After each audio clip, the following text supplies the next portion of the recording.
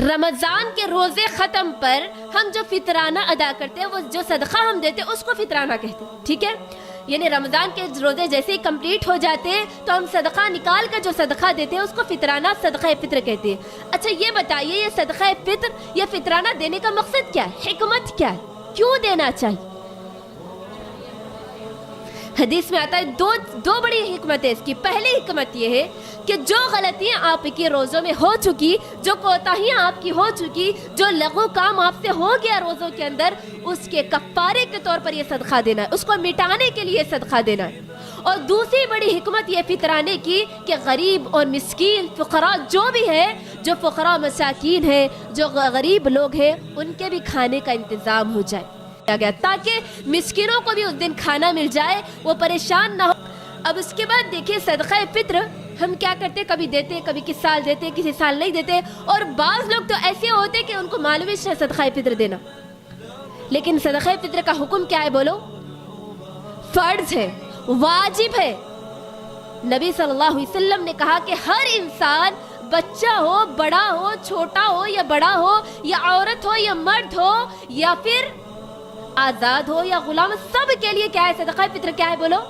فرض ہے، فرض ہے۔ اور اس کے علاوہ صدقہ فطر کون دے گا؟ یہ گھر کا جو ذمہ دار ہے، گھر کا جو سرپرست ہے، آپ کے گھر میں جو ذمہ دار ہے، باپ ہو یا والد ہو یا پھر چچا ہو یا پھر کوئی بھی گھر کے ذمہ دار، دادا وغیرہ سب ہوتے ہیں نا، تو ان میں سے جو گھر کے سرپرست ہو، ذمہ دار ہو، وہ کیا کرے؟ گھر کے جتنے افراد ہیں، گھر میں جتنے لوگ ہیں، وہ تمام کی طرف سے صدقہ فطر نکال کر کے دے دے۔ ہاں اگر آپ کے گھر میں، اگر آپ کی بہن رہتی ہے، ان کے بچے بھی رہتے ہیں، جس کی کفالت آپ کرتے ہیں وہ آپ کے گھر میں رہتے ہیں، تو بھی آپ کے اوپر فرض ہے کہ ان کا صدقہ فطر نکالے اور دے دے۔ اس کے بعد دیکھیے اب صدقہ فطر مجھے اور آپ کو کب دینا ہے وہ بولیے؟ ہاں ایسا نہیں کہ عید کی نماز کے بعد بھی دینا ہے، دے دیے، نہیں، عید کی نماز کے بعد اگر آپ دے رہے تو آپ کا صدقہ فطر شمار نہیں ہوگا بلکہ عام صدقہ شمار ہوگا۔ تو آپ کو کب دینا ہے، ٹائمنگ کب ہے بولو؟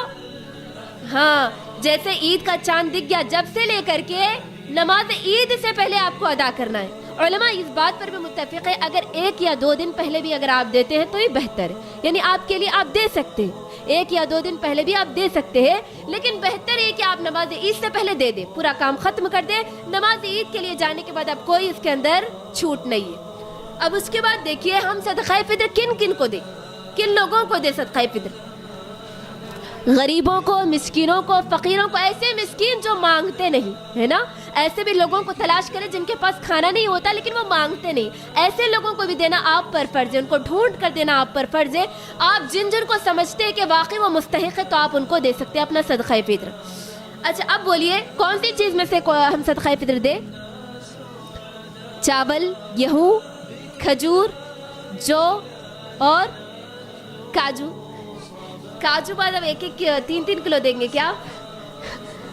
نہیں، اللہ کے نبی صلی اللہ علیہ وسلم کے زمانے میں ہوتا یہ تھا کہ چاول، گیہوں میں سے چاول ہے، اور اسی طرح منقع کشمش ہے اور پنیر ہے، اس میں سے صحابہ اکرام نکالا کرتے تھے۔ اچھا اس کی مقدار کیا ہے، کتنے دیں ہم؟ اگر چاول دے دیں تو کتنا دیں؟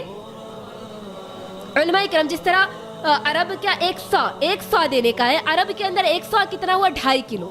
لیکن علماء کرام کہتے ہیں اگر آپ 2.5 کلو کے بجائے، 2.5 کلو تو فکس ہے، لیکن اگر آپ 2.5 کلو کے بجائے 3 کلو تک اگر اس کا حساب رکھ لیں، 3 کلو کر کے دے دیں تو یہ زیادہ بہتر ہے۔ 2.5 کلو کا حساب بھی رکھ سکتے ہیں، اگر آپ زیادہ سے زیادہ 3 کلو کا کر لیں تو یہ آپ کے لیے زیادہ بہتر ہے۔